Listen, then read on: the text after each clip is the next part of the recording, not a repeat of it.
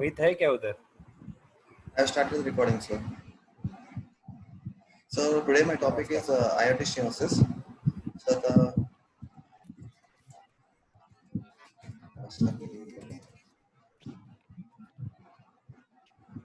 What is the source? कहाँ से लिया है?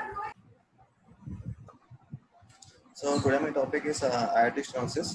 So the epidemiology of IoT stenosis is it is 1 to 2% in age more than 65 years, and the prevalence is 12% in age more than 75 years. So in age more than 75 years, severe AS is seen in 3 to 4% cases.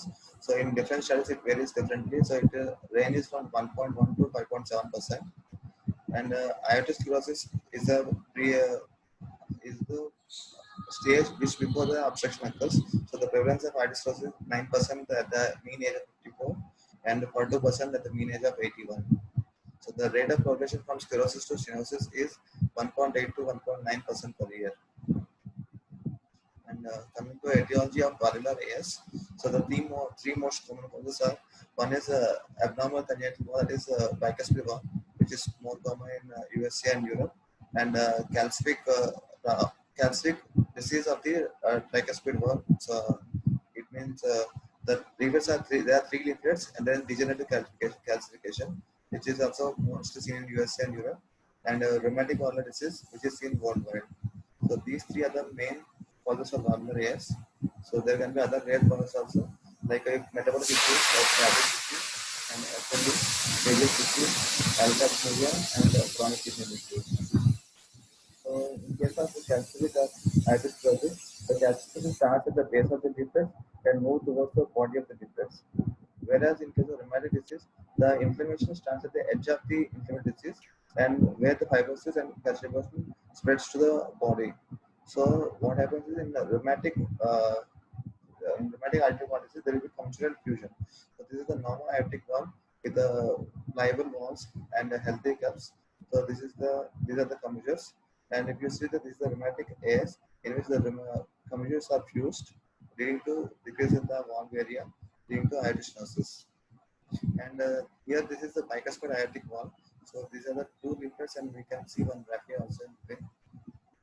And this is the tricuspid aortic valve with the calcium deposition. This large white chunks of the calcium. Apart from this, there can be supravalvular and subvalvular AS also. In subvalvular AS, most one is vitellitic thin membrane, and other causes are the thick fibromas are rich and diffuse tunnel-like obstruction, or mitral valve attachment may be abnormal. There can be an accessory endocardial cushion tissue, and dynamic component that is primarily seen in genetic disease, that is HOCM, the most common differential. And coming to supravalvular, the majority of patients, that is 60% will have aortic deformity due to discrete constriction of the thick and ascending aorta at the superior aorta and which is most common. The rest of the causes are due to the diffuse narrowing of the aorta for a variable distance. So the high frequency of supravalvular AS in patients in Williams syndrome is due to mutation in the elastin gene. So it's more common in Williams syndrome, and also in homozygous familial hypercholesterolemia. It is infrequently in case of heterozygous familial hypercholesterolemia. This is the supravalvular AS. This is the left ventricle and aorta. This is the aortic valve. So you can see a constriction at the above the aortic valve, and you can see there is a normal constriction and the above aorta is normal. So this is forming an hourglass differential. In the same patient, this is LV angiogram. You can see this is the aorta valve level, and this is the sinus of Valsalva, and this is the constriction with the normal arch and descending aorta. Coming to pathogenesis, so in rheumatic valve disease, mostly it is due to fusion of the commissures of the leaflets, and we know the rheumatic disease most commonly affects the mitral valve, and in 20 to 30% of cases it can affect the aortic valve also. And in calcific aortic valve disease, the aortic aortic valve is thickened and calcified. So the pathogenesis, first there will be liquid accumulation and inflammation that is leading to calcification. So this leads to the leaflets does not open fully, and the ventral ejection process. This this leads to an shear stress on the or mechanical stress on the walls. So this leads to more lipid accumulation and inflammation, and this occurs more earlier in bicuspid cause. That is, in bicuspid cause, it occurs 10 years earlier than the normal in a patient with trilateral walls.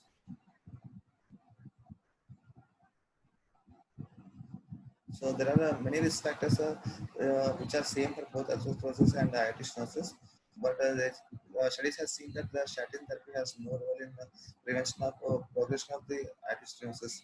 That is, if you can't stop from aortic sclerosis to aortic stenosis by using statin. And in some patients, there can be genetic also. So selected patients have signaling a transcription defect in MARCH1 gene, and some may have lycopene abnormality also. Which trial is this where statin does not slow the disease progression in calcific AS?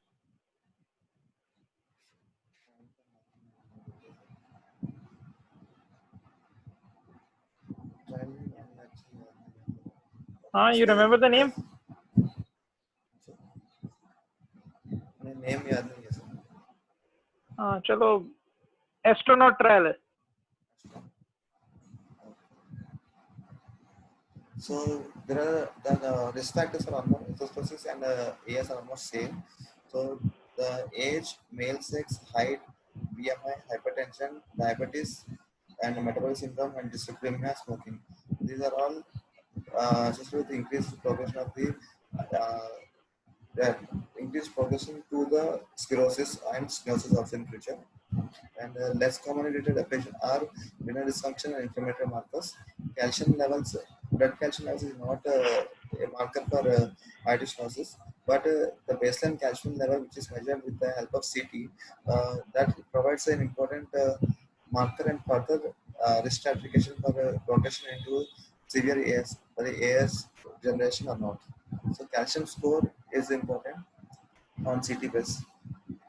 So sometimes it is also used for desired treatment also in patients who has a low EF, that is low stroke volume with a normal ejection fraction, with less stroke volume index. So these are the normal trial effects.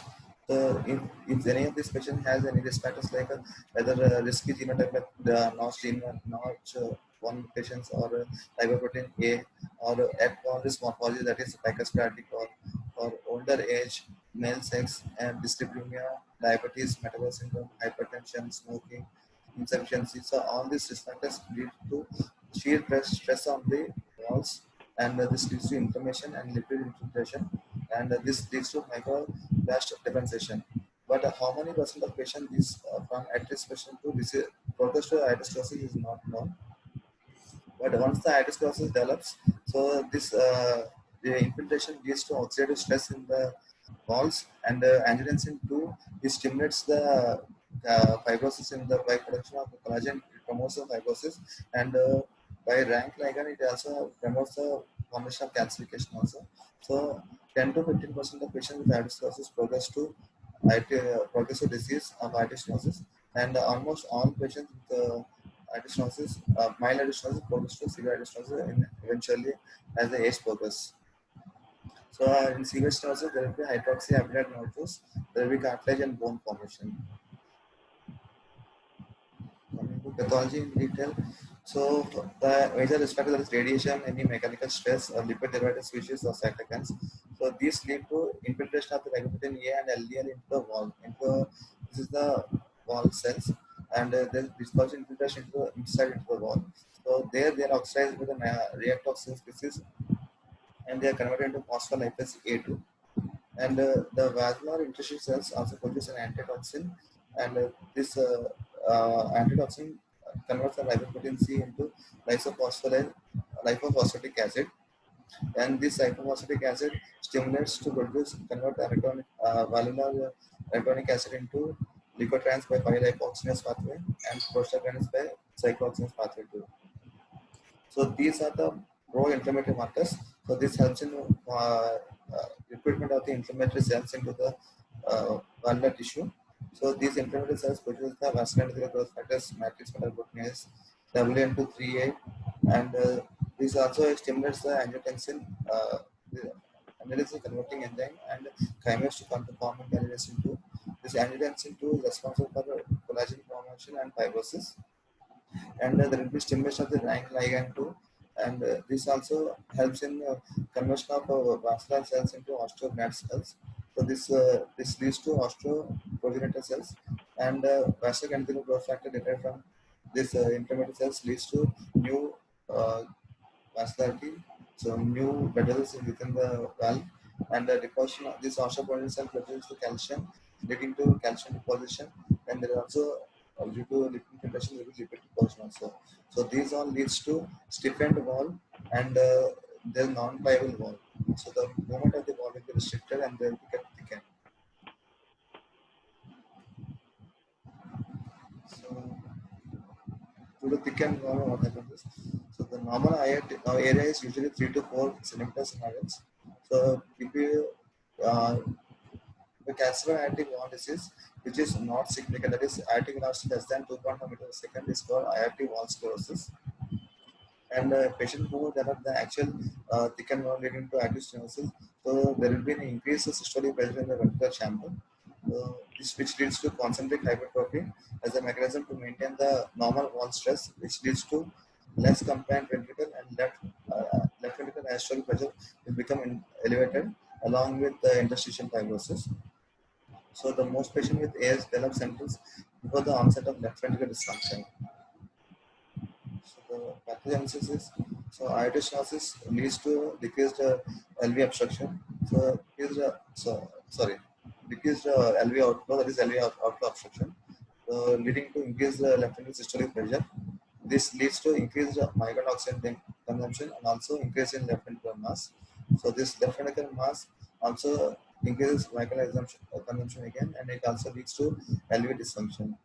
So this LV dysfunction ultimately leads to LV failure, and it also LV obstruction also causes increased left ventricular ejection time, which also in turn increases the myocardial oxygen consumption and decreases the diastolic time.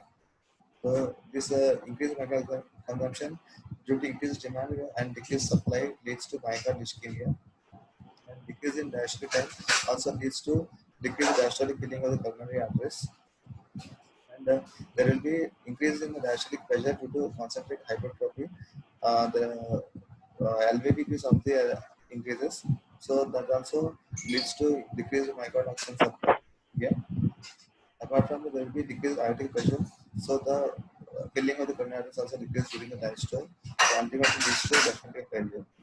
So the blue ones which are here, which leads to systolic dysfunction, and the orange one which are here leads to diastolic dysfunction. So both systolic and diastolic dysfunction occurs in AS.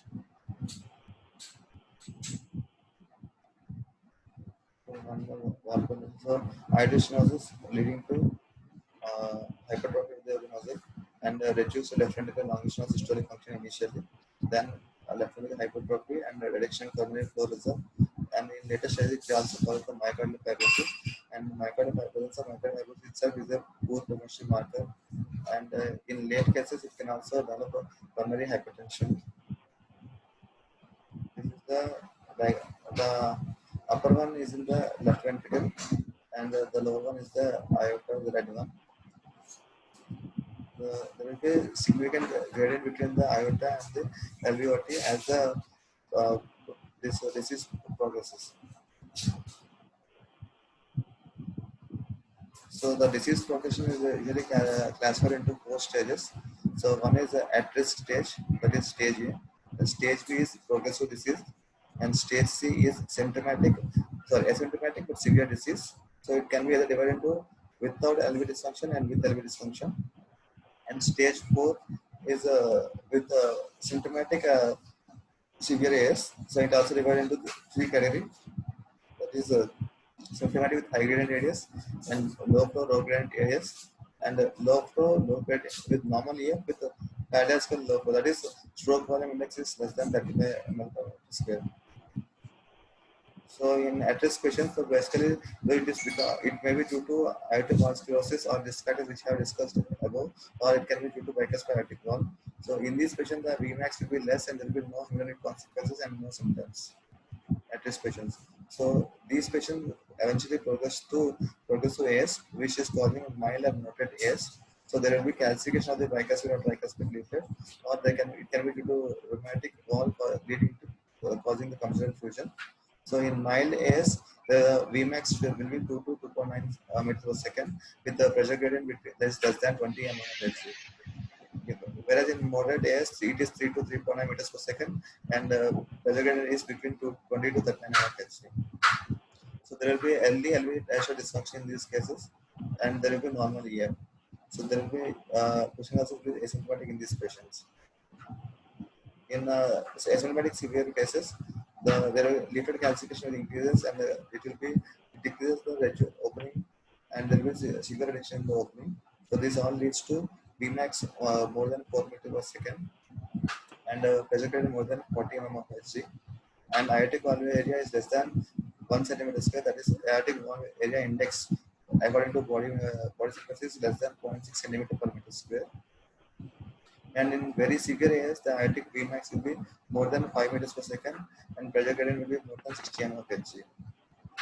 So this leads to LV ratio dysfunction and hypertrophy of the muscle, but the EF remains normal. In these cases of patients, we even if the symptoms are not present, we do exercise testing in these patients. If the patient has symptoms during exercise testing, or there is a remarkable fall in the BP during exercise, so these patients also be recommended for aortic valve replacement. And with LV dysfunction, the Vmax is also usually more than 4 meters per second with a gradient more than 40, and aortic valve area is less than 1 centimeter per second. Just EF will be decreased, and there will be no symptoms in C2. So, Vamsi, will you be talking about the natural history of asymptomatic severe AS? Yes, sir. आगे है मतलब trials जो brown वाले trials दिया sir तो. No, that's about symptomatic AS, no? Asymptomatic जो progression है actually. It's okay, अगर है बाद में तो we can discuss it again later. Yeah. So, yeah.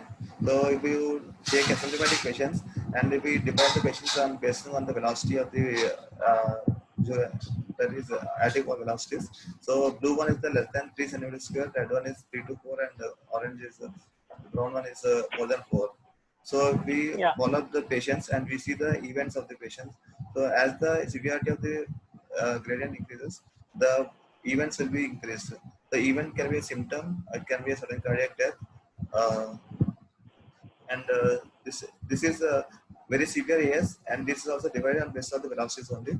So as the velocity increases, even the patient may not have symptoms, but still the onset of symptoms, duration which is required for the onset of symptoms will be reduced.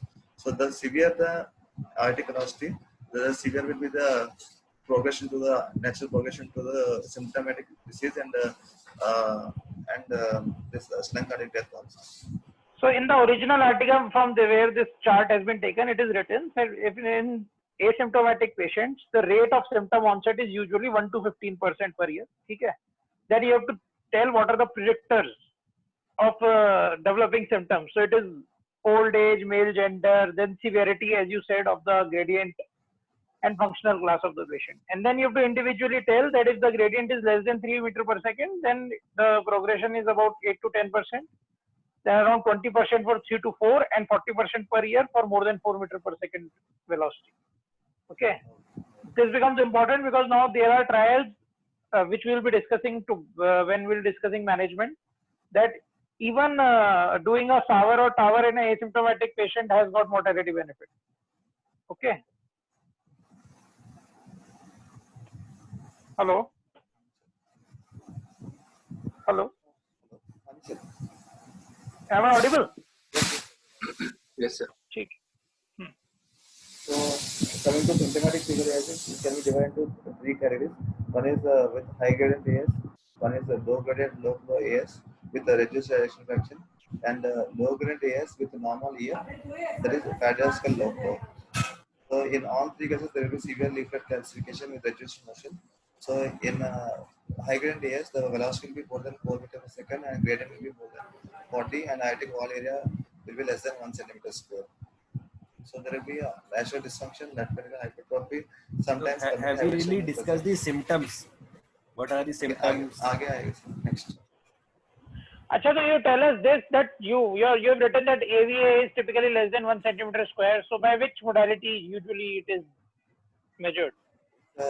Continuity equation. So. Yes. So it is important to tell every time that this aortic valve area is by continuity equation, not by planimetry as we do in mitral valve.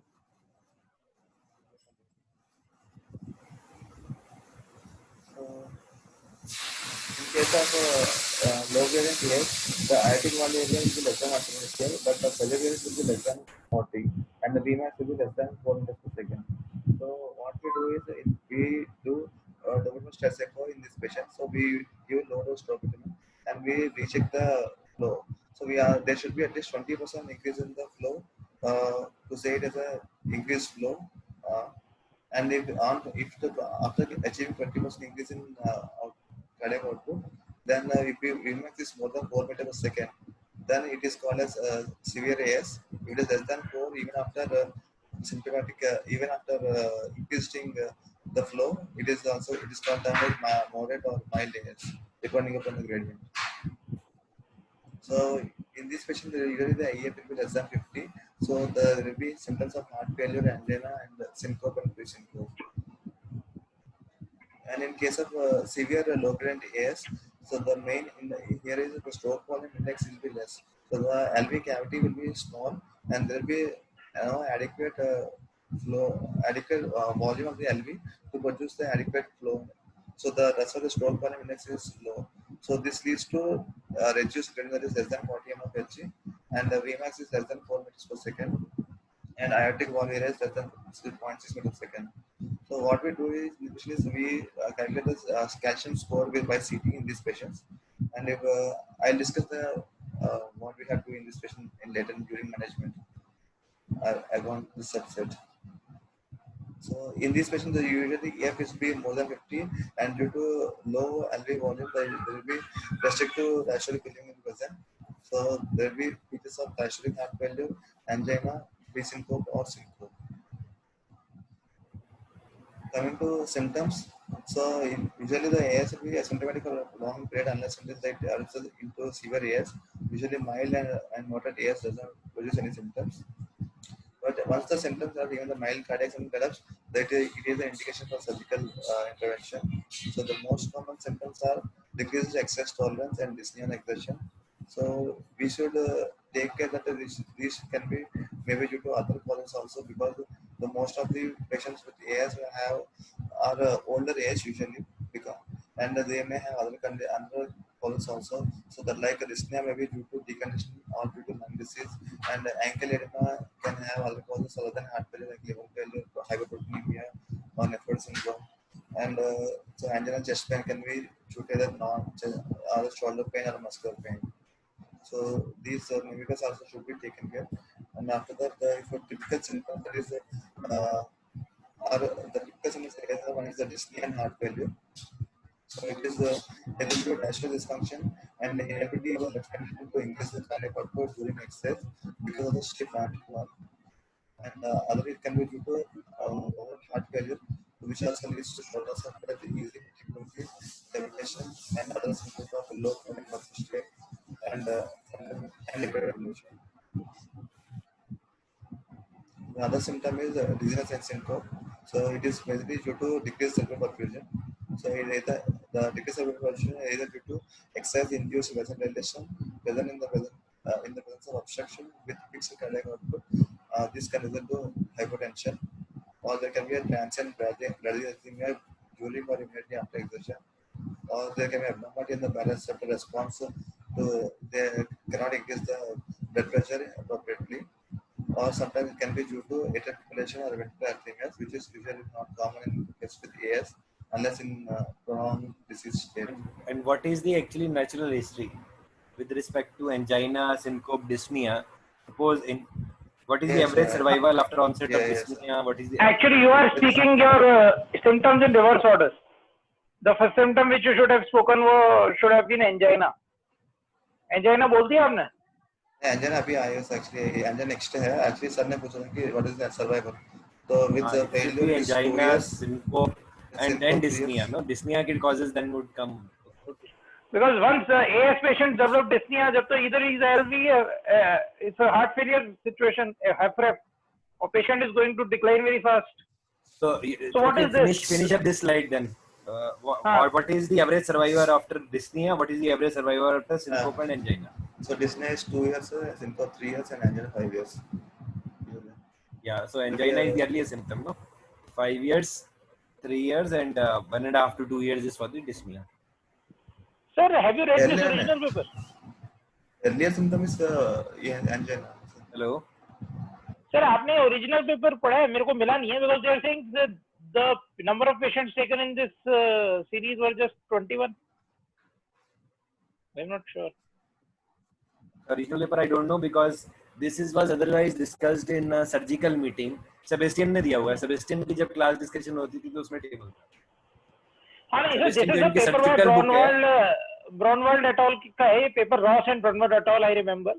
But otherwise ये जो हमारी CTVS की class होती है ना aortic stenosis में उसमें Sebastian से वो लेके आए थे. हाँ नहीं, this is basically studies of Braunwald and Ross et al. But it has been now criticized. मेरे पास और भी बहुत natural histories हैं. So you need to remember now natural history is given later also. ठीक है, after you give this. चलो anyway, I will share with you one good article. So coming to angina pectoris, so 2/3 of the patients with AS have angina pectoris, and usually the risk factors for both AS and associates are same. So that approximately 1/2 of the patient may have underlying coronary disease in this patient also. So the remaining other causes can be due to either left ventricular hypertrophy, which leads to increased left ventricular oxygen demand, and either then increased left ventricular mass. So the myocardial oxygen demand will be increased.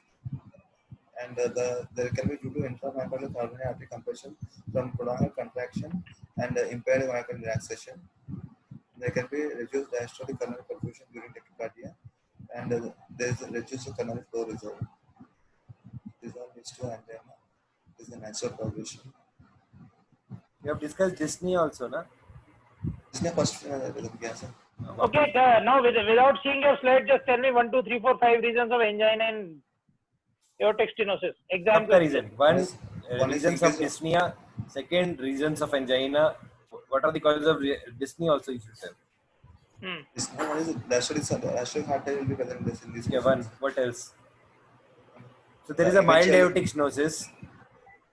Mild aortic stenosis है. You don't expect dyspnea, ना? Dyspnea is a late feature. और उसमें dyspnea हो रहा है. Say a 60-year-old patient. आप present कर रहे हो कि 60-year-old patient है. Aortic stenosis ejection severity we will discuss when you discuss clinical examination. And you are getting the features of mild aortic stenosis, but the patient is giving a classical history of dyspnea. What are the features? What are the things would you like to see? What are the differential diagnoses? It can be other causes due to lung disease. It can be. But it can be due to other causes, not due to AS. It can be due to lung disease, or it can be a hypertension. In old patients, there can be hypertension which is leading to diastolic heart failure. So that can lead to dyspnea. So one is diastolic heart failure. You have said it. Okay. Second. It may be in 60 years age, it can be maybe having underlying coronary disease, which is also leading to decreased ejection fraction. That also can What lead to third? dyspnea. Coronary artery disease. What else? Coronary disease. Most importantly, here it can be concomitant mitral valve disease. Concomitant mitral valve disease and hypertrophic cardiomyopathy. These are the same. Yeah. lung cause. Mitral valve disease. सबसे पहले mitral valve disease. Mitral valve disease, coronary artery disease, associated HOCM, and associated pulmonary cause. These are the causes one should think of dyspnea, because this is very common कि आप dyspnea बोल दोगे और फिर बोलोगे aortic stenosis के features नहीं मिल रहे, फिर AS का diagnosis बोल दोगे, क्योंकि AS diagnosis you would be knowing or you will be getting some findings. In fact, mostly ऐसे ही होगा. In exam you will get a patient जिसको AS है, and if he's giving a history of 5-6 years of dyspnea, you can never explain it on the basis of AS. So उस time पे ये answer you should know that you have to exclude these 4 causes. Associated concomitant mitral valve disease, पहला. Second, coronary artery disease. Third,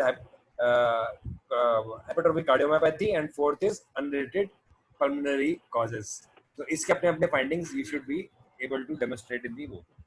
Okay. Typical exam question है. चलो next angina. What are the causes of angina? And one is due to increased oxygen demand, because there will be increase in left ventricular hypertrophy leading to increased ventricular mass. So there will be increase in myocardial oxygen demand, and there will be decrease of aortic flow because due to AS there will be systolic pressure will be less. So and there will be long ejection time also, which also increase myocardial oxygen demand, and there will be due to less systolic pressure there will be decreased diastolic filling of the arteries also. So decreased coronary reserve also, and increase oxygen demand. So you can divide these causes into three parts. One is due to increased LVEDP. Okay, everything will be explained. Second, because of hypertrophy, everything will be explained, including subendocardial ischemia, decreased diastolic time, increased ejection time, everything. And third is due to concomitant coronary causes, either due to decreased coronary flow or because of concomitant coronary artery disease. Okay. Exertional dyspnea होता है ना, वो commonly exertional angina होता है. That is also very commonly mistaken as dyspnea by the presenter. And finally, what about syncope? How does this syncope occur basically? What is the history like? Syncope in AS? Existential syncope. So due to decreased cardiac. You give us a situation. Now, how will patient complain? When a patient doesn't have syncope on rest, so while doing any activity like walking or running or any exercise, so patient may feel dizziness. So either with dizziness he may sit down, or if he continues, then he may have actual loss of consciousness for a few seconds also.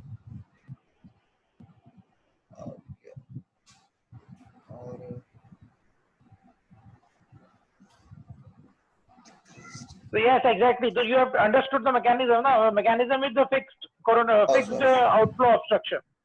So it has to be exertional. ठीक है? So you have to ऐसे ये नहीं कि धूप में खड़ा है और गिर गया. They were walking, running, hurrying, stairs पे जा रहे हैं, and suddenly they had a syncope. So, sorry, what was the question? What was the discussion? I was asking him how does a patient present? Like, what is the typical history of syncope?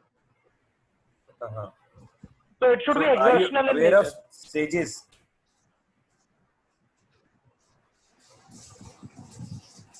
Are you aware of stages of syncope in aortic stenosis? Stages to lightheadedness, dizziness, and exercise-induced stenosis. There are two stages which are described, na?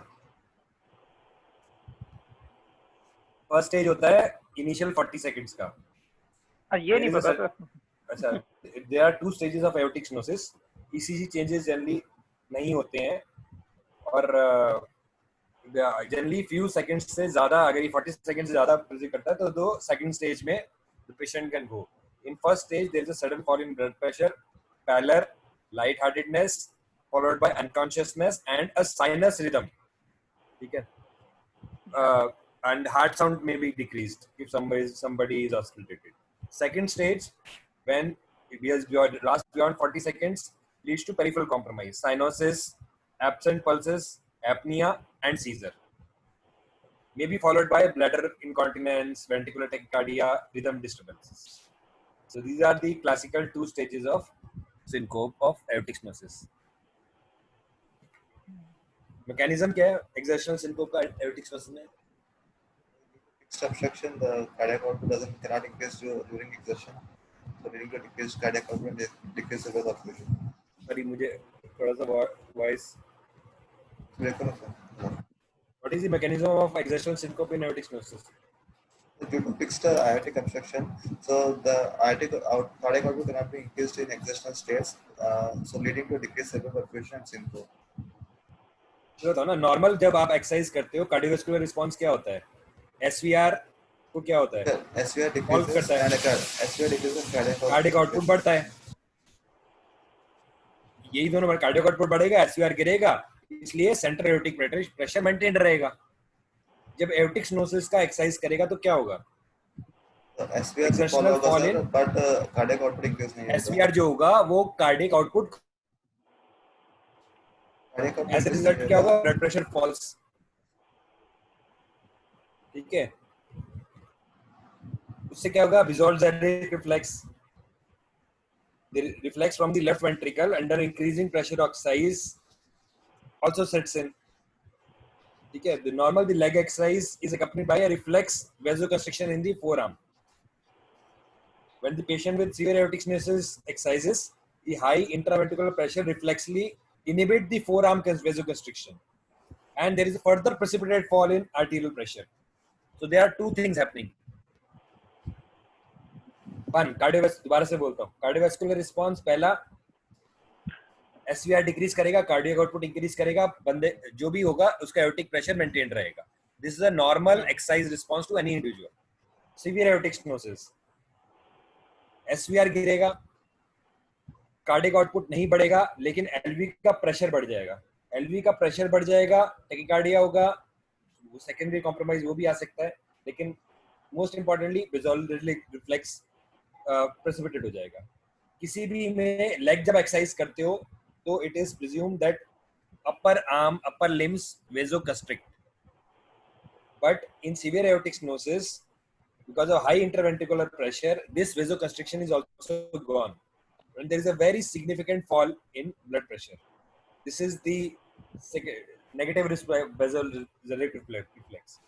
So what are the mechanisms? Fall in SVR, vasodilatation of the skeletal muscles, failure of Bisolzeric reflex, ventricular Bisolzeric reflex, which is vasoconstriction of the upper forelimbs in response to lower limb exercise, which is absent.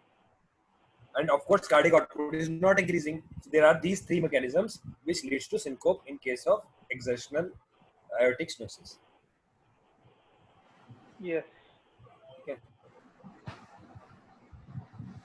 Coming to other clinical manifestations. मतलब रटने की जरूरत नहीं है, simple समझ लो ना. समझ गया ना, मैकेनिज्म समझ गया ना. दैट इसी मैकेनिज्म पे बेस्ड है ये दो प्रिंसिपल की. पहला 20 से 40 सेकंड में कोई रिदम चेंजेस नहीं होता, सिर्फ लाइट हेडेडनेस होती है, ब्लड प्रेशर फॉल करता है, इनटेंशन होती है इनिशियली, या एट द मोस्ट अनकॉन्शियस हो जाता है. 40 सेकंड्स के बियॉन्ड अगर परसिस्ट करता है, then secondary features, cyanosis, output के डिक्रीज फीचर्स, एरिथमियाज, सॉरी ये seizures and cardiac secondary features in the form of ventricular arrhythmias.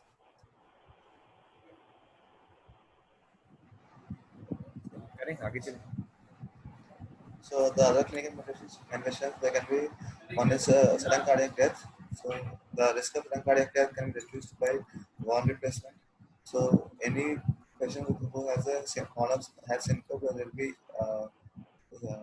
is there a recommendation for valve replacement. And other is the LVMS. Usually, AF is uncommon in patient with isolated AS, unless the patient is having a heart failure or other microbiome disease.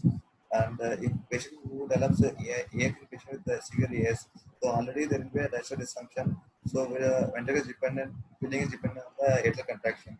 So that will be lost. So it can be life-threatening in patient with AS if AF develops. And due to ventricular hypertrophy, there can be premature bleeds or there can be NSVT in patients with AS. And endocarditis usually it can occur in patients with bicuspid aortic valve, but any antibody protection is not required. And there can be secondary bleeding tendency, that is due to shear stress. There can be mechanical distress for the von Willebrand factor.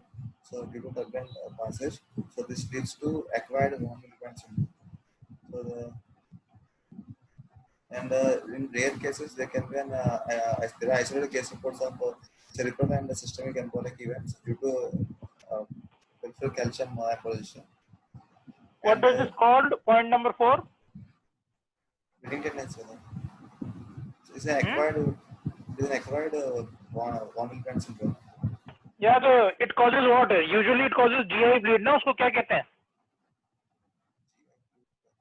There is something called Hyde syndrome, HEYDE. Okay.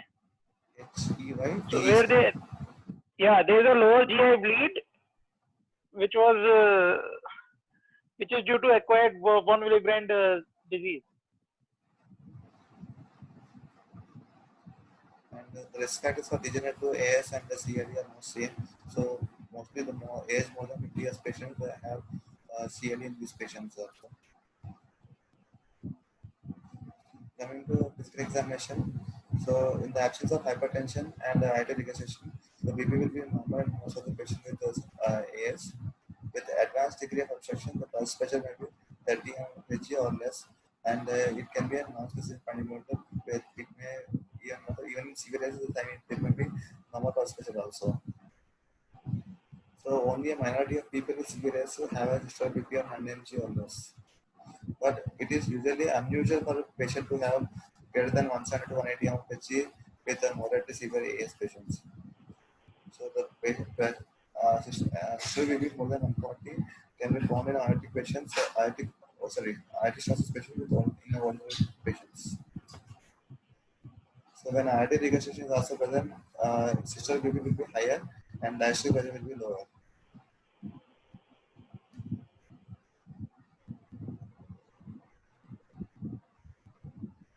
Coming to carotid artery pulse, so the hallmark of AS is a typical slow rising, small volume arterial pulse. There is a smooth and prolonged peak with a more gradual drop off.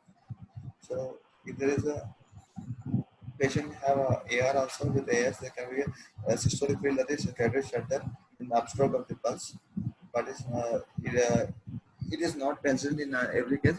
It can be seen in some cases. And the classic pulse in aortic stenosis is often called as pulsus parva septaris, that is slow and late rising pulse. And in some cases, there can be an कैसे athletic देखते हैं? pulse. How do you see this pulse? How do you see a Tartarus pulse? So we usually palpate in the carotid artery, sir. क्या होता है इसमें Tartarus pulse में peaking delay होगी and peaking will come almost near the second heart sound.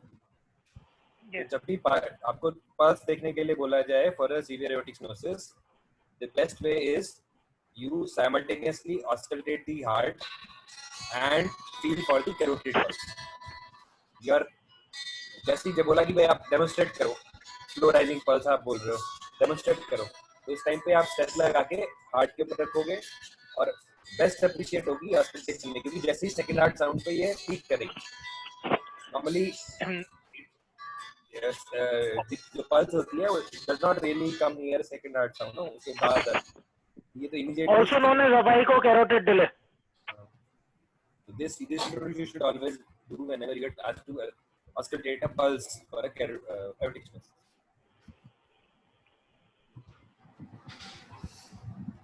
So by palpation alone, we cannot detect the anacrotic or diacrotic notch. So in detection of aortic stenosis, the focal of examination arterial system should be on carotid arteries and not on the peripheral pulses like radial artery or.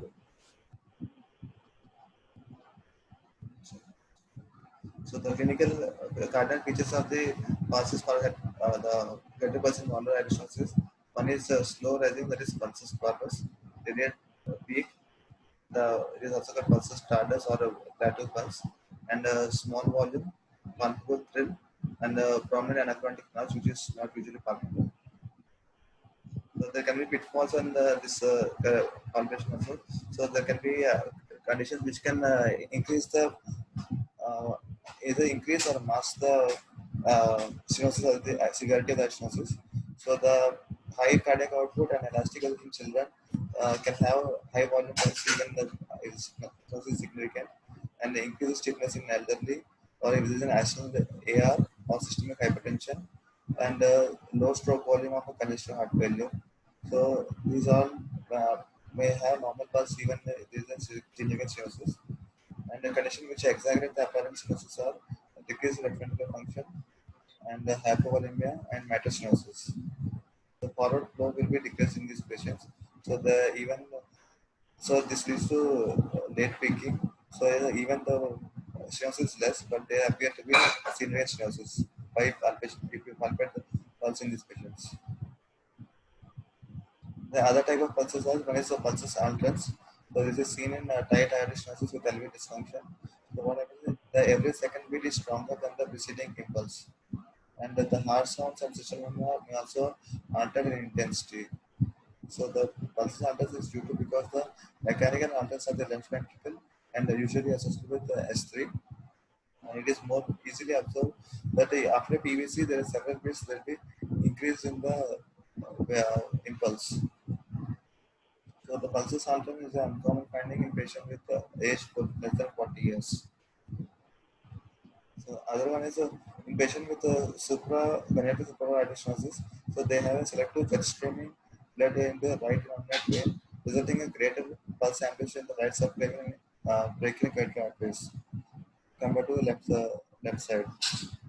So the systolic blood pressure may be 100 to 20 mm higher on the right arm than in left arm. Coming to the JVP. Vamsi, if in which type of pulse, if you are getting in a patient of aortic valve disease, whether AS or AR or combined AS AR, you can simply rule out LV dysfunction clinically.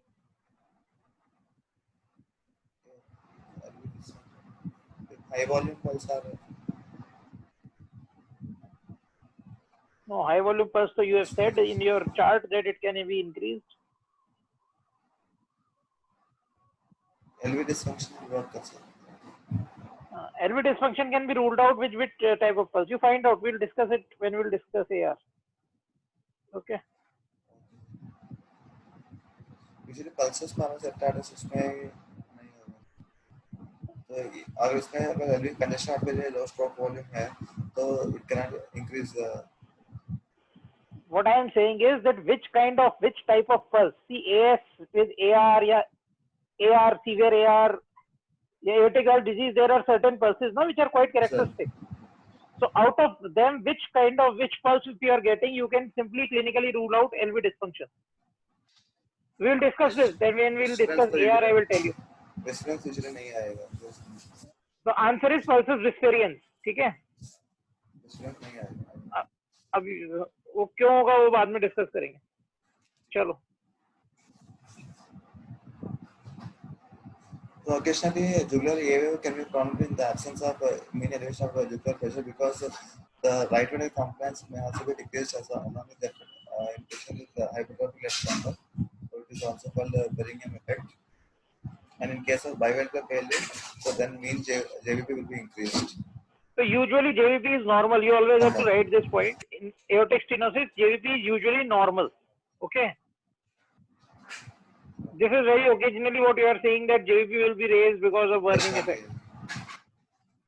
The JVP is essentially normal in aortic valve stenosis. Chalo. Coming to precordial muscle, so that typically there will be a sustained ventral lift with a little or no leftward deviation of the maximum point of impulse. There is no cardiologically with a sustained lift. So the duration and force of LV is increased due to increased LV mass and high intraventral pressure and obstruction to ventral outflow. So in subjects with lung disease, obesity, deep chest or large breast, the apex beat may be diminutive or impalpable, even in presence of severe AS. So the concentrically hypertrophied LV in isolated AS does not produce significant lateral or downward displacement, unlike cardiac dilation has occurred due to either resistance like AR or any other valvular lesion like MR.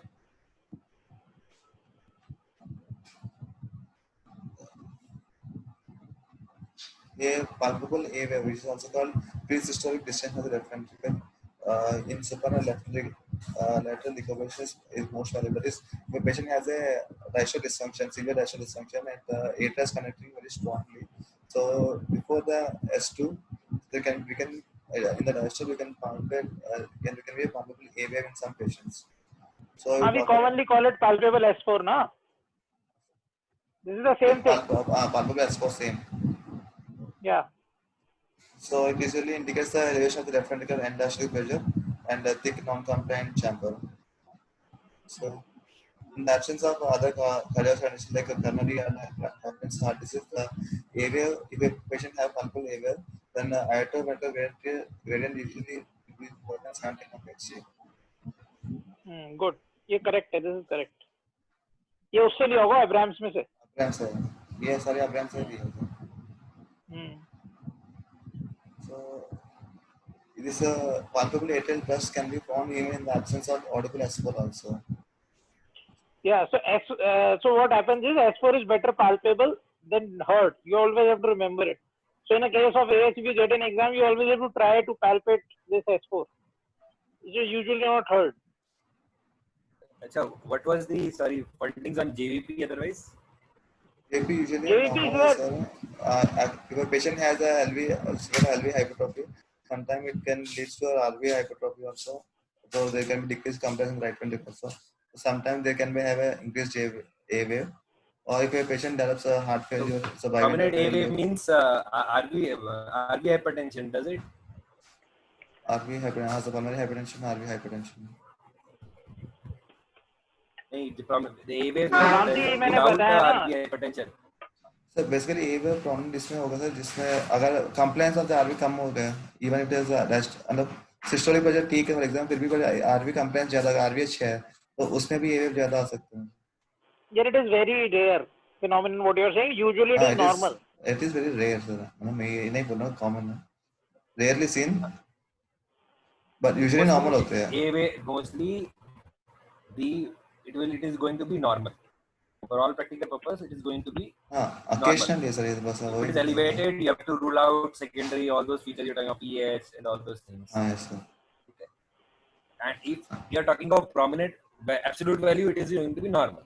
Now, prominent A waves, if you are seeing, it can be without pulmonary artery hypertension. It can be because of the LV hypertrophy, with the septum hypertrophy, with a shift, which itself also can lead to A wave with prominent. But most of the time, absolute JVP would be normal. There is a difference between JVP being normal and a wave being prominent. ये दोनों चीजें exist कर सकती है ना? हाँ sir JVP rise नहीं करेगा, लेकिन A wave prominent हो सकती है ना? Sir. The normal AV pressure and with raised elevated prominent A wave. Yes, sir. आगे चलो. So coming to systolic thrill. So there will be a loud, harsh grade 3 to grade 4 or grade 6 murmur of AS is accompanied with systolic thrill. So the most common location of thrill is in the first or second right intercostal space with the radiation to upward and rightward towards the neck and right shoulder. So thrill is often detectable at the suprasternal notch and the right supraclavicular area, especially in case of supranormal AS. And in some patients, the thrill can be felt in the second or third left ventricular space or at the cardiac apex. So for optimal detection of systolic thrill, ask the patient to sit up and lean forward while holding breath in expiration. So this is usually helpful in patients with either obese patients or with emphasis in the chest or deep chest. So systolic thrill is a rule that not an exception in AS. So reduction of thrill indicates AS is present. It does not necessarily indicate that the severe obstruction. Even a moderate obstruction also there can be systolic thrill. Coming to first answer, usually it is unremarkable in isolated AS and it may be decreased intensity, but it's never be accentuated. They are loud S1 in a patient with a suspected or proven AS suggests there can be the presence of aortic ejection sound or associated metastasis. So S1 may be decreased in amplitude when left ventricular diastolic pressure is high, or if the left ventricular contractility is impaired due to high ventricular feeding pressure, will result in premature closure of mitral valve. The status of blood ventricular contractility directly affects the amplitude of the S1. So in patient with the AS and the CHF, it can be S1 can be soft because of both conditions.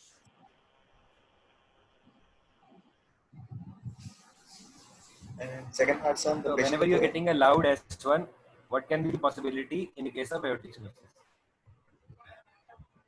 basically aortic ejection sound usually important. In exam, you have to speak very categorically. First statement, associated mitral valve disease, mitral valve stenosis. ठीक है?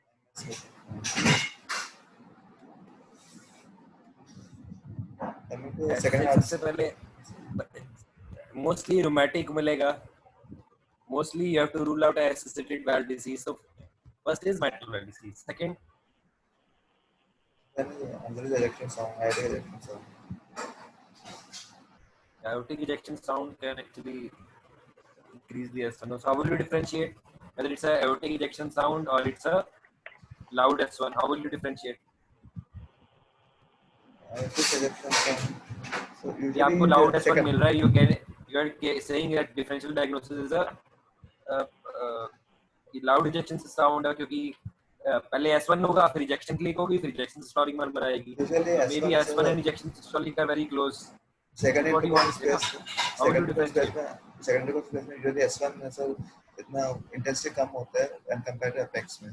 Sir is simply asking where will you palpate, where will you auscultate to decide whether it is a loud S1 or a ejection click. Second and third space on the left side and right. The second intercostal space, if it's louder than apex, then what? It is ejection sound, aortic ejection sound. If the apex is loud in apex, it is as loud as well. No, it's opposite actually. So if you get a loud first heart sound in your base, then it is most likely S1. However, aortic ejection click is heard louder at apex.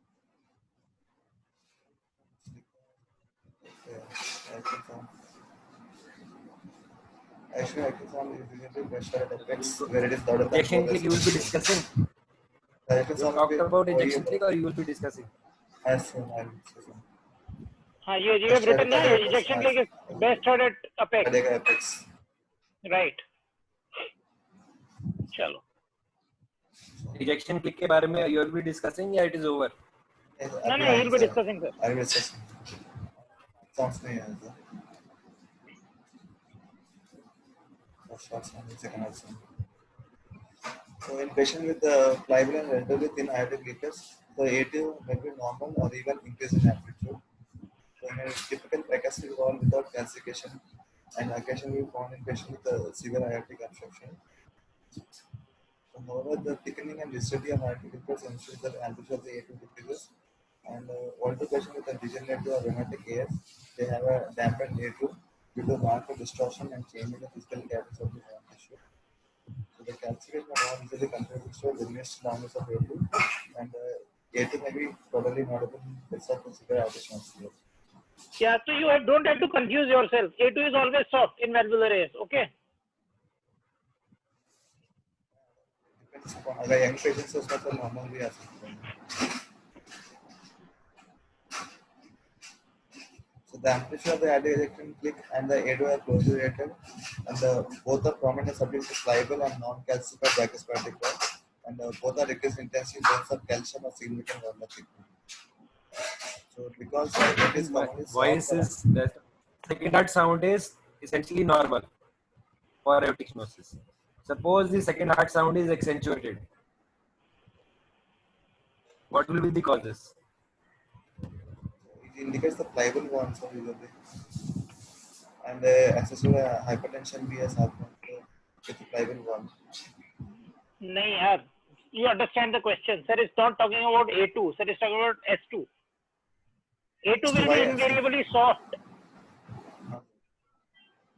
S2 due to increased pulmonary component also. Accentuated second heart sound in case of aortic stenosis causes. Yes, pulmonary hypertension है और ये congestion का जो then pH increase or causes pH. So the increased P2 will be there. वो तो P2 को mistake कर रहे हो ना. A2 किस में ज़्यादा load होगा ये पूछो सर. लास्ट में लिखा हुआ है. It may be increased. But actually, you have to rule out associated coarctation whenever you find a significant.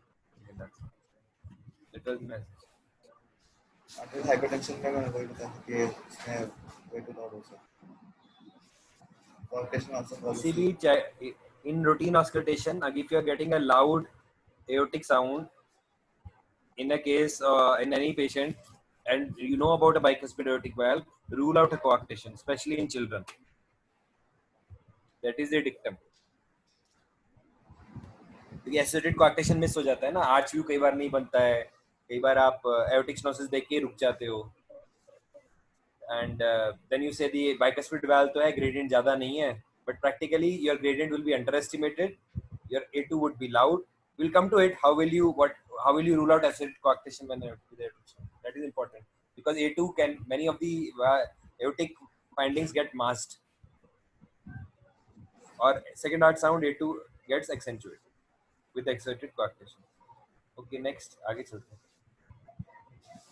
Coming to splitting of S2 and AS, so the characteristic ambition is there will be increase in the A2 interval with the A2 moving into P2. So there is a tendency that AS there will be single S2. So the main factors for delaying in A2 are one is there will be increased resistance of the LV ejection and the prolonged time for LV pressure to drop below the IRT pressure, the time of the system due to large gradient between the LV and the aorta. So the if the LV ejection time is substantially delayed, so there can be reverse or parallel splitting also. So in detection of parallel split S2 in average process, in the absence of LVB or impaired LV function, they require aggression because it implies that LV iota gradient is more than 75 of HA or greater.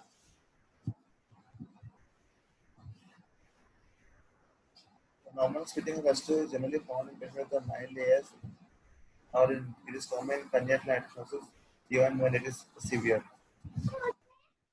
The single S2 result from decreased intensity of A2 also due to the fibrocarcinogenic changes such as leading to decreased probability of the aortic wall. So the A2 cannot be heard, so there can be single S2. And in approximately two-thirds of the older patient with the moderate to severe AS, S2 will be single or S2 will be reverse or paradoxical in under 20% of patients and in completely number in small number of patients. So the prominent long system number can mask the audible splitting of S2. So therefore one must listen splitting at the apex or second and second right and second left in space. So typically P2 is audible at the apex unless there is a pulmonary hypertension. So the single apical sound usually represents the A2. If a system number of aortic stenosis is loud and prolonged, A2 or P2 may be buried within the number and inaudible. So it is therefore best to focus on the characteristic of S2 at the sides away from the maximum normal intensity. So in a subject with a deep chest or COPD, P2 may be quite soft or inaudible during inspiration, giving a false impression that it is a single or even absent S2. In subjects with a prolonged contraction, that is in case of RVP, and audible expected splitting of S2, the inspected decrease in the intensity of the P2 can produce apparent paradoxical splitting of S2, that is fastly suggesting the severe aortic stenosis.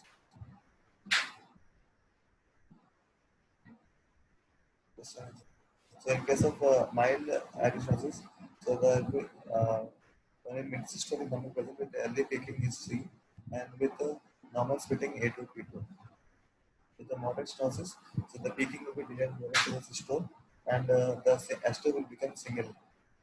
In case of severe stenosis, so there will be a late peaking of the number with the reversal of the splitting that is paradoxical. So in expression there will be splitting, in expression there will be single hearts.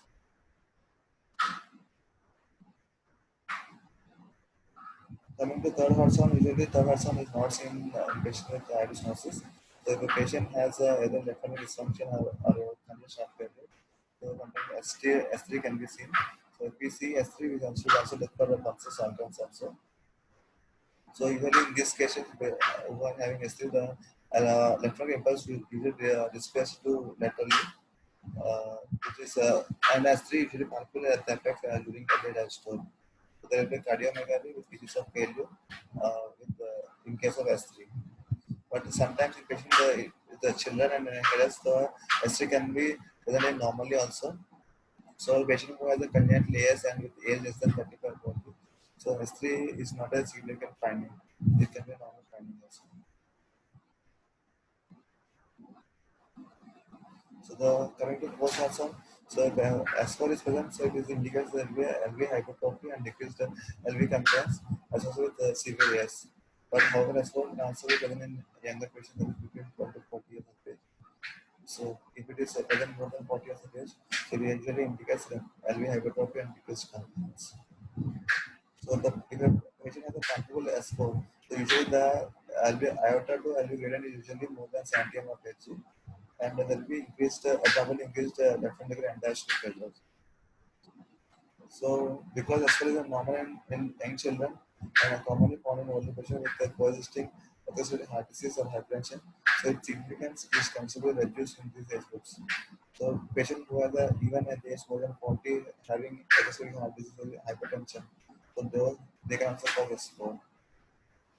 However, the presence of audible S4 in older patients does not necessarily mean AS, but the finding of palpable S4 at any age in a patient with AS implies the wall obstruction with a major hemodynamic importance. This is more than 70 mm Hg treatment. Coming to aortic clip, so the aortic ejection clip sound is a confirmed that it is a structural heart disease with a in patient who has a systolic ejection number. So if we have a clip, it indicates that it's structural heart disease, and it usually locates the abnormality to the aortic wall. It is suggests that etiology of a wall is a converted deformed aortic wall, usually a bicuspid wall. So the under-ejection clip indicates the deformity at the aortic wall level. It does not correlate with the severity of the lesion. Ejection clip is due to the maximum. It is mainly due to the maximum upward excursion of an abnormally bicuspid or unicuspid wall, occurring precisely when the piston-like movement or upward motion of the gall lipids abrupts halts abruptly. So for this, the lipid should be pliable and able to produce the ejection sound. So with increasing calcification or thickening of the walls, so there will be decreased mobility, and eventually the click will soften and ultimately it will disappear. So ejection sound usually uncommonly found in acquired AS or in a bicuspid aortic one, usually seen in bicuspid. So when there is a rheumatic scarring or distortion of the wall with thickening and calcification of the basal lipids of or of a typical degenerative AS of the elderly. So the wall cups are too thick and rigid to open rapidly during the early ejection systole, and the clip does not occur. So the systolic clicks are present in less than 1/3 of older patients with aortic stenosis, that is more than 50 years of age. But as a rule in congenital AS, and the clicks are commonly heard in severe congenital AS.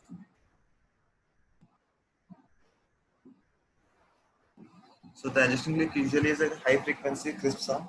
It occurs 40 to 80 milliseconds after S1, and it is usually longer than the duration difference between the mitral valve and the tricuspid valve. So usually it is audible after S1.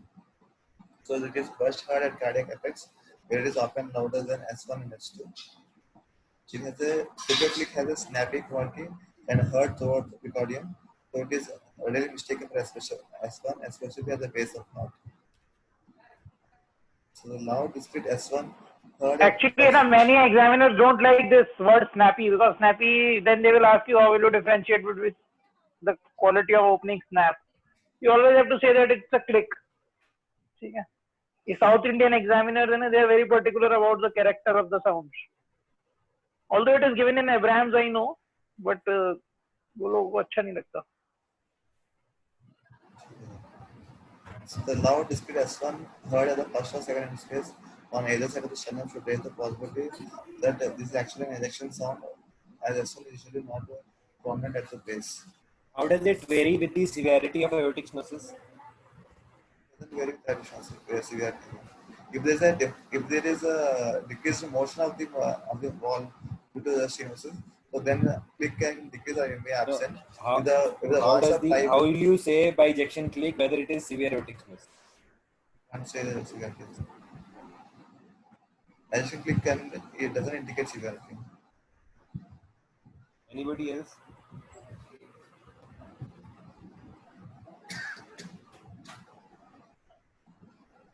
जब severe होगा aortic stenosis तो ejection click को क्या होगा?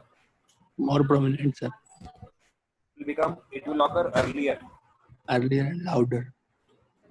अगर second heart sound आप loud बोल रहे हो, probably you want to tell us that it just come very close to the first heart sound. So then it generally it can occur with severe aortic stenosis.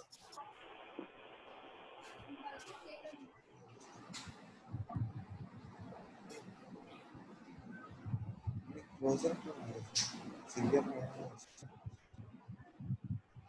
Sir usually S2 S1 के बाद LV का pressure increase होना चाहिए सो to open normally S1 होती है, फिर ejection click होगी, फिर इजेक्शन सिस्टोलिक मरमर आएगी, फिर सेकंड हार्ट साउंड आएगी, और फिर A2 मतलब एओर्टिक कंपोनेंट आएगा, फिर A2 आएगा, मतलब फिर P2 आएगा. This is how it happens. So the duration between S1 and the addition click is the time for the left ventricle to build the pressure to above the level of the aorta, so to open the aortic valve. So as the severity increases, so the time to open the valve increases because the gradient increases. So the time between the S1 to which usually it should increase, it should not decrease. Whenever there is a severe aortic stenosis, what happens? The LV pressure is, oh, my battery is on. What happens? The LV pressure builds up early, na? But it takes time to build up the pressure. If it's a mild aortic stenosis, so there is not much obstruction, so there is not much difference between the aorta and the LV. But in case of severe AS, there is a huge difference between the aorta and the LV. So it takes more time to build up to open the valve, to generate that much pressure to open the valve. Whenever there is a severe aortic stenosis, does the systemic pressure change? Systemic pressure is the same. But the pressure required to open the aortic valve will increase. किसने बोला? अभी The तो LV predict pressure आएगा ना, sir. increases, agree, but who said that? मतलब the time, we are not talking of, you're talking of time, and I'm talking of pressure. They are two different things, no? You want to say that time required for the opening of from S1 to the ejection aortic click increases. Yes, sir. So you're talking of time, but you're using the variable pressure. There are two different things. Hey, The time will occur earlier because pressure buildup is fast. Build up that pressure, so time will take. अच्छा, suppose there is a mild aortic stenosis. First heart sound loud होगा, या severe aortic stenosis है, उसमें first heart sound ज़्यादा loud दिखेगा. I want to say कि अगर mild aortic stenosis है, उसमें ejection click would be more easily appreciable, और severe aortic stenosis में ejection systolic murmur will be much appreciable from the second heart sound. This is what you want to say. Theoretically, what is the thing? Whenever severe aortic stenosis, first heart sound tends to become loud because ejection murmur comes closer to the S1 because the pressure buildup is very high inside. Because the ejection is delayed. I agree with your second statement. Although ejection indicates the deformity at the aortic level, its presence does not correlate with the severity of the lesion. In case it is you are dealing with mild or moderate severity, but in case the first heart sound is loud, when ejection and S1 have come very close, then it points to very severe aortic stenosis. So we will discuss parameters of severity in the end. No? You will come to the severity, ना कि mild कब बोलेंगे, moderate कब बोलेंगे, severe कब बोलेंगे. In the end, we will discuss mild कब बोलेंगे. The discussion यही तो करना है. When you will talk of valvular, supravalvular, supravalvular, how will you say mild, moderate, severe?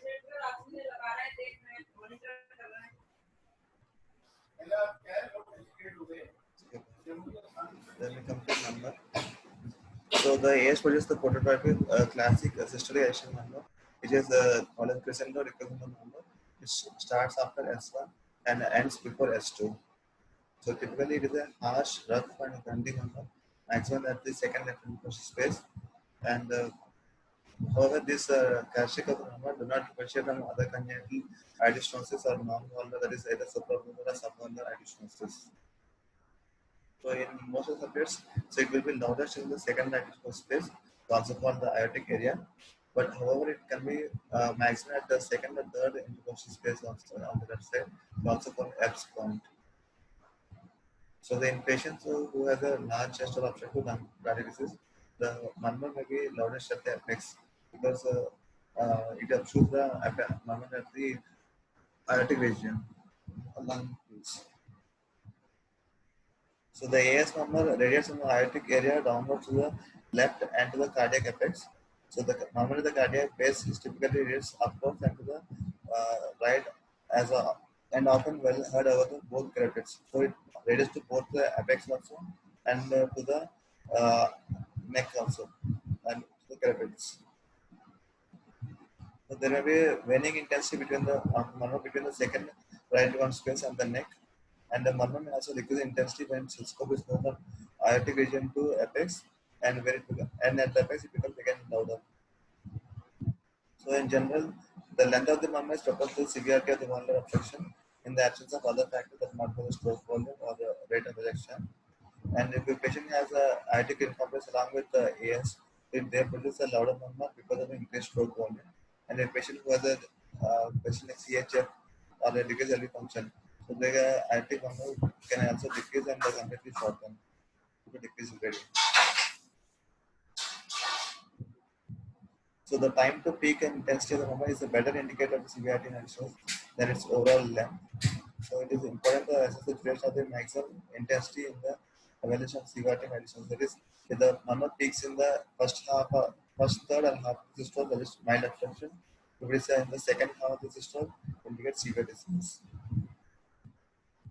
So the typical rough and grinding quality of the murmur is usually best heard at aortic area. So in adults with acquired ES, the system murmur at the apex can be quite musical and in pure frequency and a high pitched sound. That is, the character of the sound of the at the apex and at the second space may differ characteristically. So this may possibly patient you may think that it is two different murmurs. So the most common differential is MR. So this radiation of murmur to the apex is called Gallagher phenomenon.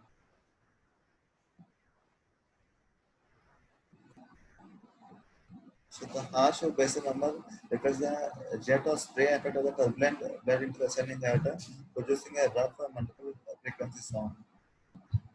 So the high frequency effect murmur is believed to reflect the vibrations of the emanating aortic leaflets with intact commissures and stiffening and thickening of the basal curves. So in older patients, particularly those with an increased chest diameter, the system of AS may be markedly different in tone at the base and apex, although the shape and length of murmur is similar. In such patients, the apical murmur has been described as seagull, cooing, or musical murmur.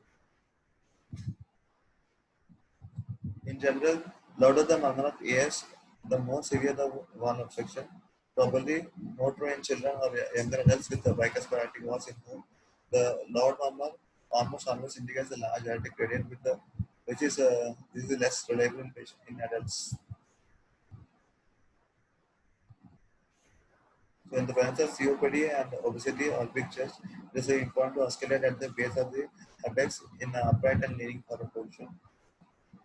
So the murmur of AS in such admirals is very well heard over and above the clavicles because the bone is a good conductor of the sound and in the neck. So conversely, in patient in the presence of CHF and or those with coexisting MS, the finding of prominent grade 3 or grade 4 number of AS, they indicate that it is a severe valvular obstruction. In some patients with the AS, the maximum intensity of systolic number may be at the second left or the third in the space or at the apex.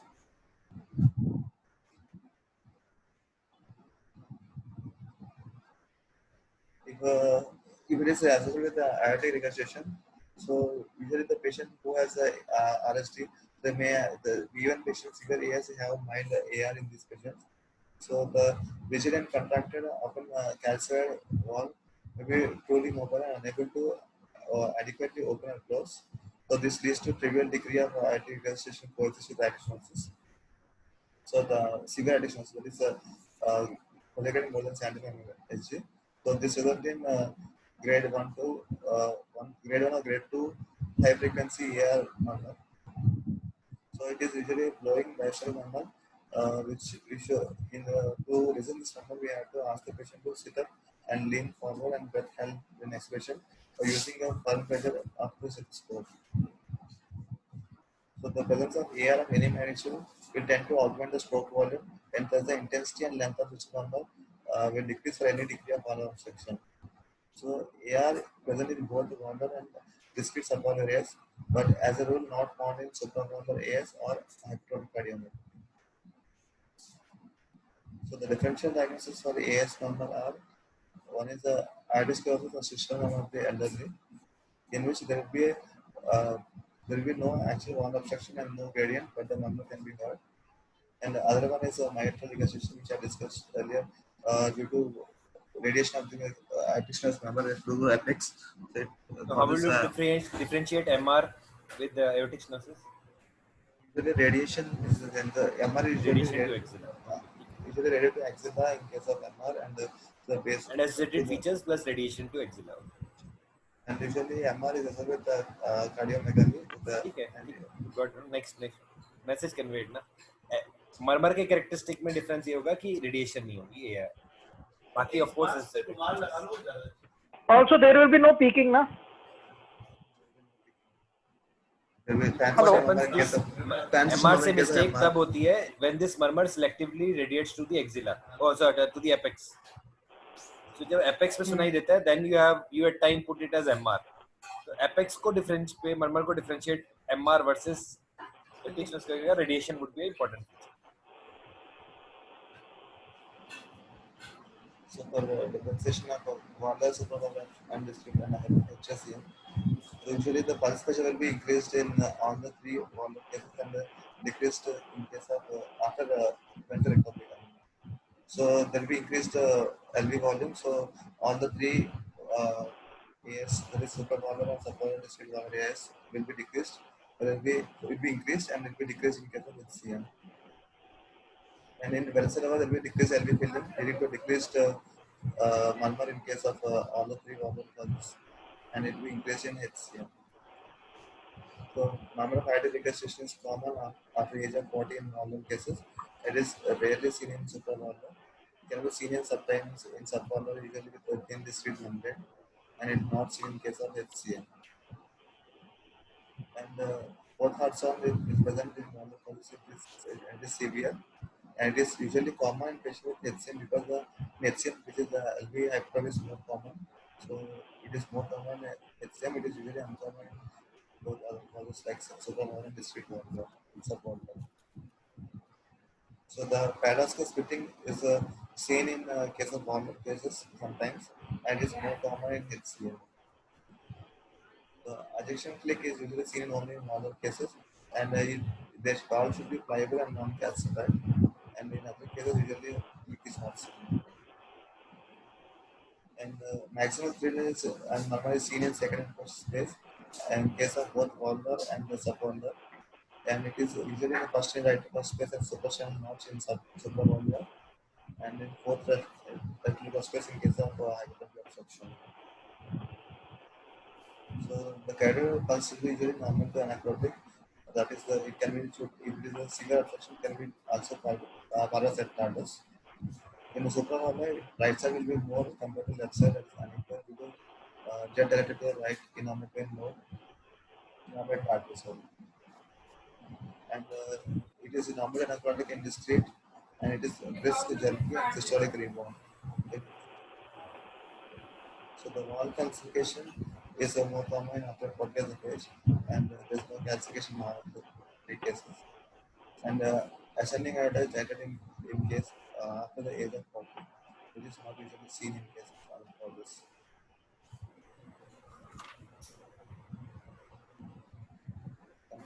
ECG. So in ECG, we see usually LV hypertrophy. In some rare cases, the calcification is very thick and it is extensive to the septum, so it can affect the conducting system also. So it rarely can cause. So you are examining a aortic stenosis, and you have a murmur which is best heard in the second right intercostal space and is conducted to the right carotid. Diagnosis: valvular, supravalvular, subvalvular. Hypertrophic cardiomyopathy. क्या हुआ? Usually in the right intercostal space and ready to right carotid, usually supravalvular. Everybody agrees. Actually, first intercostal space में होना चाहिए था, ideally for the supravalvular. If it is selectively radiating towards right, then it is supravalvular. Supravalvular, selectively radiation. Valvular की भी selective radiation right पे ही होती है. Yes, There is associated click. You have to think of valvular aortic stenosis. So there is no associated click. Sir then वो you have to कोएंडा effect तो usually सुप्रावेल्वुलर में नहीं बताते. सुप्रावेल्युलर में एओर्टिक स्टेनोसिस कैरोटिड्स को रेडिएट करेगी, वेल्वुलर में भी राइट कैरोटिड को रेडिएट करेगी, पर एसिड क्लिक है तो you have to think of supravalvular. I am still saying first diagnosis would be supravalvular, but a valvular aortic stenosis can also radiate to the right carotid artery. एक aortic stenosis की murmur है which is best heard in the left sternal border और कोई carotid conduction नहीं मिल रहा है. Diagnosis injection systolic murmur है. Sorry मैं aortic stenosis बोल रहा हूं. HCM won't complicate. You have to rule out subvalvular stenosis, calcified AS, with VSD. Hypertrophic obstructive cardiomyopathy. Now the aortic stenosis, you are thinking you are only able to hear the murmur at the apex. Causes. Volume, yes. And the next is in radiation. So what happens? This is very common in case of grown-up adults. Apex is anterior. Emphysematous chest है, base आपको सुनाई नहीं देता है, apex में आपको murmur selectively मिल रही है. Very classical for of a patient with in adults with calcified aortic stenosis. क्योंकि apex is more easily auscultable than the base of the heart. So if you have chest deformity, emphysematous chest, you will be able to appreciate this AS murmur more at the apex.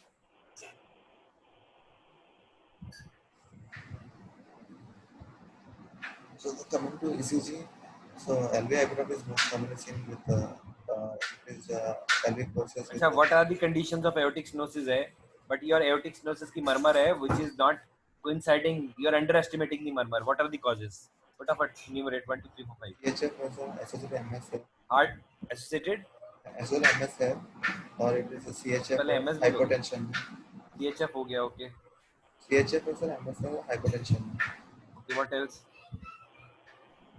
Hypertension हो गया, coarctation हो गया ना, कॉक्टेशन हो गया या Yes. associated, या low cardiac output है किसी भी reason से, associated myocardial problem, associated elderly, atrial fibrillation में है, low cardiac output because of any state, associated state, और cardiac output और decreased LV filling.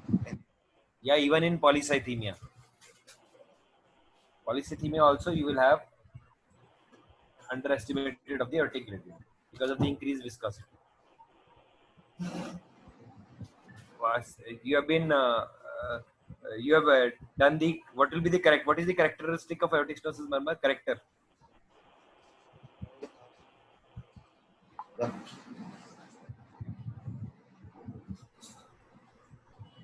Harsh and rough.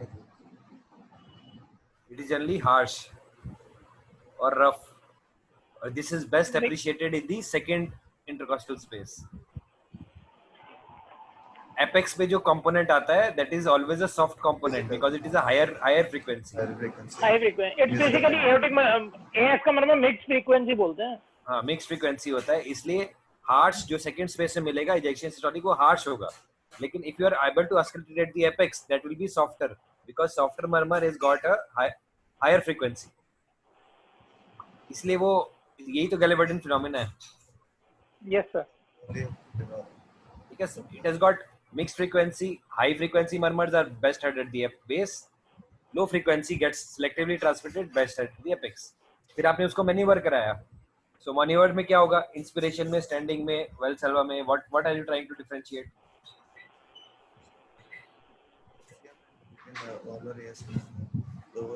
The condition which is increasing LV volume, it also increases the interpretation बताओ doctor साहब.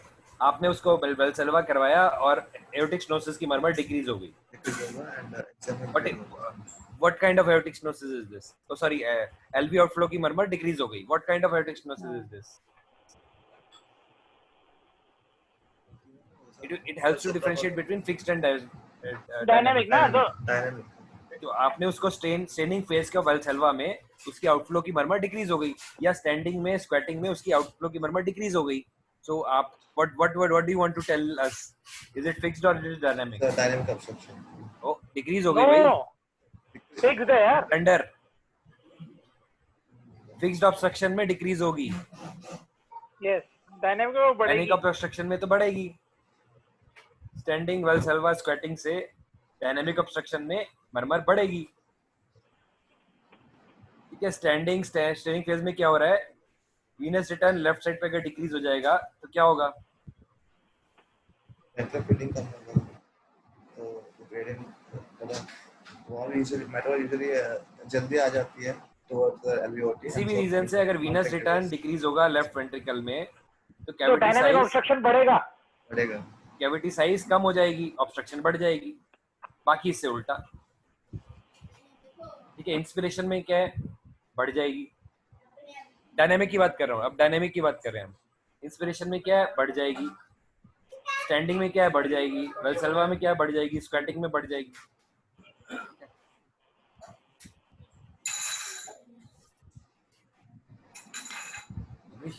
ठीक है, एक बताऊंगा इलेक्ट्रिसिटी। तो मैंने इतने पहले बोला था, क्या हो चलो ईसीजी बताओ।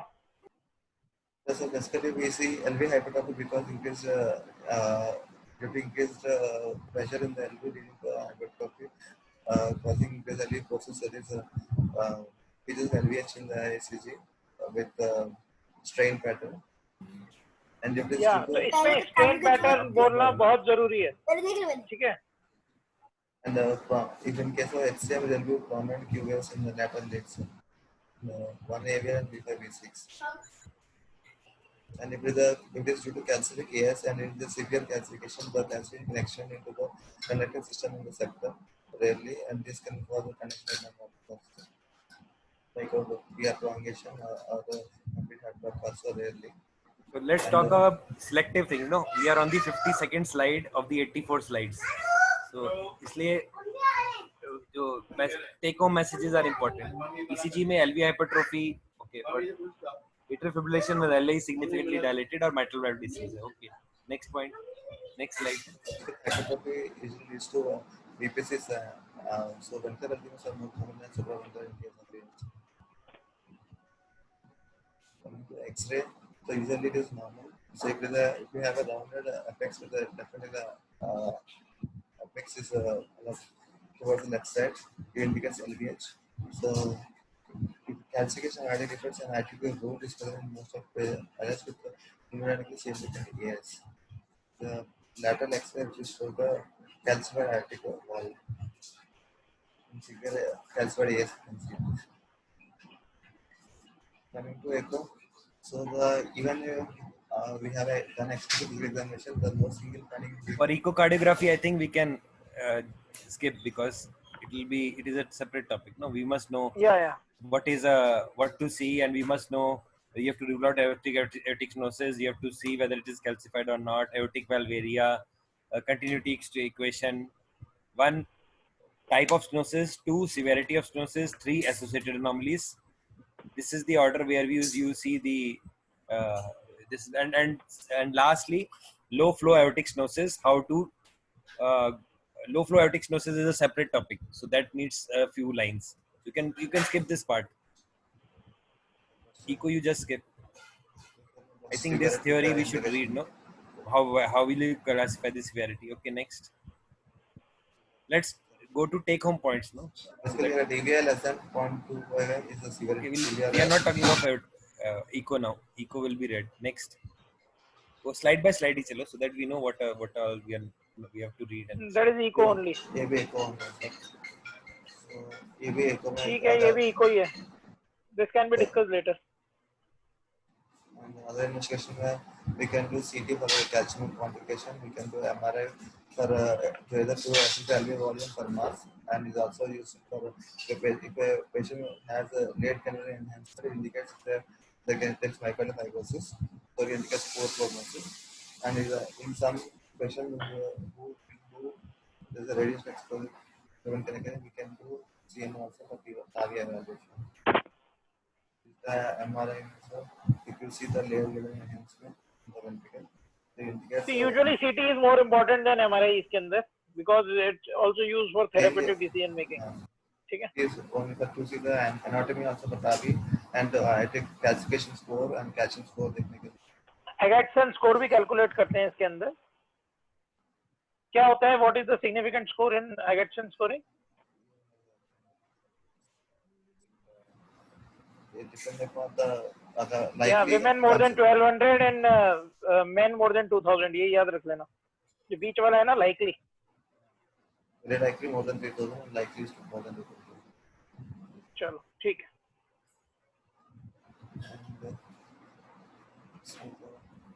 इसमें ये भी देखा sir, if you do PET scan and if we, even before the calcification, this is the one patient who could have done PET scan, so calcification is not seen on CT. PET में we can see update. So later after 1 or 2 years we can the same pattern में we can see the calcification. So it is helpful to identify even before the calcification develops. So how the pattern will be developing. So it can be used in some research purposes. If you register some drugs which can stop the progression of the AS, so for that quantification we can use this PET scan. This was already discussed. This we have discussed. So the risk stratification. So in patient who has asymptomatic and they have a patient who has abnormal exercise test or elevated BNP or moderate to severe oral calcification. Or how will you define the abnormal exercise test in AS? Either fall in BP or a development of symptoms or abnormal. Actually, BP should increase according to the during exercise, but there will be if the BP does not decrease or if the BP decreases, ठीक है, मतलब failure to increase in blood pressure is also a positive test. And second is symptoms. चलो, next is elevated BNP, done. Calcification, okay. Calcification and a high aortic velocity which is more than 5 or to 5.5, and rapidly increasing aortic velocity is more than 0.3 meters per second per year, and it increased hypertrophic of LV and reduced longitudinal stress, myocardial fibrosis and pulmonary hypertension. All these carry poor prognosis in symptomatic patients. And in symptomatic patients, the patient with a low flow, low gradient, low EFTS, or very in symptomatic patient which is with low gradient is less than 20, and high elevated BNP, and severe ventricular fibrosis or auto-dependent lung disease, frailty or advanced renal disease, and high ST score. So all these are poor prognostic factors in symptomatic patients. Coming to medical management, as such, there is no treatment for to stop the progression of disease from arteriosclerosis to stenosis. The shadowing has been tried but it is not helpful. So there is no endovascular focus is required. So if a patient has severe areas, we advise the patient to do only mind physical activity to avoid symptoms. So you have to treat the other conditions like CAD, which is usually associated in patients with AS, and rarely if we have multi-organ disease, then patient can have AF also, or in late disease, patient will develop AF. So those should be treated. And if the patient has diabetic, so usually patient who has hypertension, usually diabetic should not be used with very caution, because as the diabetic decreases the cardiac volume, so the output will also decreased and it is a fixed output state, so it should not be used.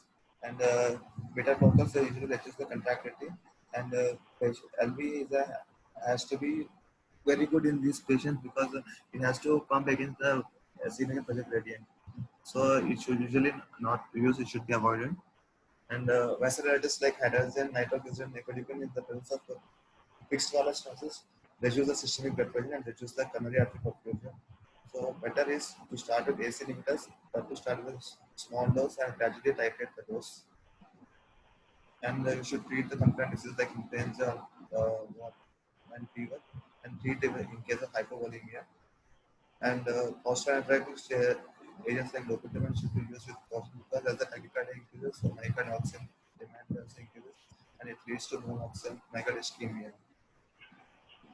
In patients with the CHF, with no hypertension, so nitroprusside can be used. If a heart failure in patients with the low gradient AS, which is proved to be mild or moderate, then a routine treatment for heart failure will be used. If it is severe, then patient go for directly for surgery. So very commonly asked question is that if a patient of severe AS has hypertension, which antihypertensive will you use? ACE inhibitors usually used. So you can use anything, calcium channel blocker or ACE inhibitors, okay? Not an issue. Earlier they used to say that you can't use ACE inhibitor, now they say that you can use. any any guide any guided item that we can be used at a low dose Yeah. and gradually titrate them. That is class 1 hypertension के लिए. And for vasodilator, if the patient has a stage 4 heart failure symptoms, then vasodilator can be used, that is class 2B, and the statin should not be used, that is तो class statin 2. की trial का मैंने नाम बता ही दिया. One is astronomer for rosuvastatin and one is SEAS for simvastatin. They ask this in exam कि statin दोगे या नहीं दोगे, because earlier there was a boom, I don't know when, जब हम शायद छोटे थे तब हुआ. So coming to evaluation, so first we patient who has suspicion of AS, we assess the velocity and gradient. So if it is a low gradient, Vmax is less than 4 and pressure gradient is less than 30. So then we assess the aortic wall area. If it is a more wall area is more than 1, this is moderate AS and nothing to be done. If the wall area is less than 1, then we should measure the errors.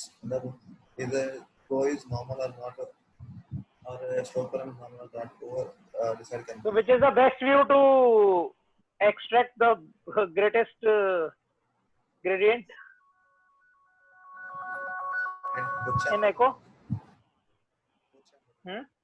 Sorry, 5 channel. So basically what they said that right sided plaques if you make, then you get the best gradient. Okay, right side long axis. Sir फ्लैक्स में तो iota horizontal आएगा ना sir. अब sir बता देंगे. what I feel is I have read this only and I have seen also this. So usually they we do that only. Right. so usually what you do is if you are not getting the full gradient, the first point is that you have to try and take a right sided long axis view. So iota with horizontal or vertical इसमें.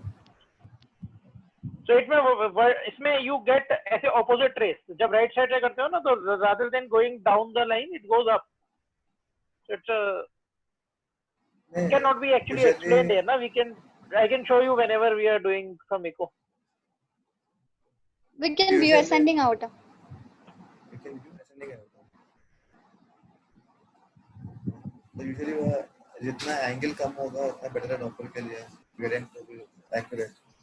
Should be within. हाँ, but what they have said is, I think Neeraj sir will be able to tell you in more detail. But answer यही है इसका, right side long axis view. चलो next is then you will take stroke volume index. Okay. Then we take stroke volume index. The stroke volume index is more than 35. So it is. What is the formula of stroke volume index?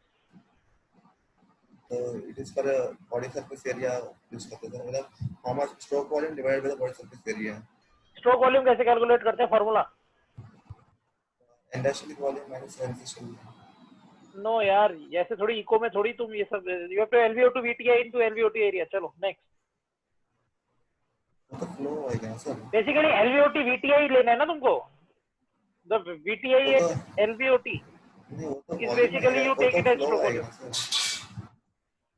हाँ तो flow upon meter square index area. Flow पर meter square मतलब वो तो ml नहीं आएगा ना sir.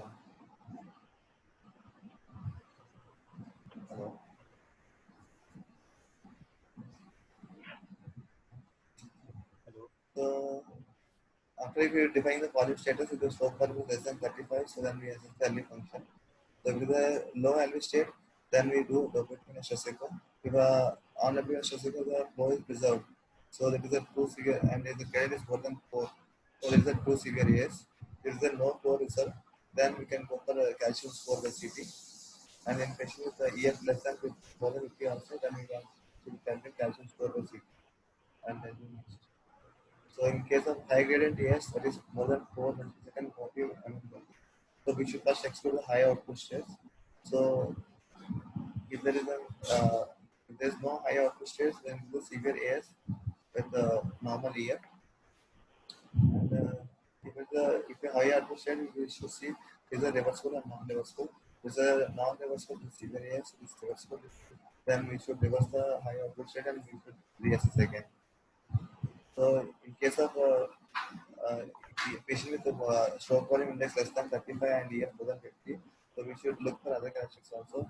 That is, the patient has typical symptoms or not, and elderly patient in which usually the LV quantity will be less, and LV hypertrophy, which causes the LV less value volume, and mean gradient less usually 30 to 40, and aortic valve area less than 0.8, and calcium score. So by looking at all this, then we'll decide is a severe AS or moderate AS. So this is the ESC guidelines, so standard guidelines. So these are the same symptoms here. Then we look for the LVA, which is less than. If it is less, then we go for SAVR. If LVF is normal, then we should see patient is physically active or not. If active, do the exercise steps. If the inactive steps, if patient has symptoms of fall in blood pressure, then go for SAVR. If it's no, Is there any role of BAV in case of aortic stenosis? last two indication here, Which is less likely, but if it's the valve is pliable, even balloonatic Yeah, convertible yes, can sir. be offered. Bailout procedure you can do it. Yes, sir. Yeah, hemodynamically unstable patient. No, bailout is for a critically sick patients where you're stuck. That is a bailout procedure. I'm talking of elective procedure for severe aortic stenosis with a pliable valve. You won't get a No, valve not which in is an- pliable. You won't Not in get a adults, yeah. you won't get a valve which is very pliable in adults. That is the problem. But in case you have a pliable valve, it can always be offered. मिलता नहीं है ना pliable, calcified मिलता है, bad valve मिलता है. That is the problem. ऐसे bridge जैसे भी यूज कर सकते हैं इसमें दिखा है नॉन कार्डियक मेजर सर्जरी करना We है agree. Hemodynamically unstable, 2B indication, it can be done.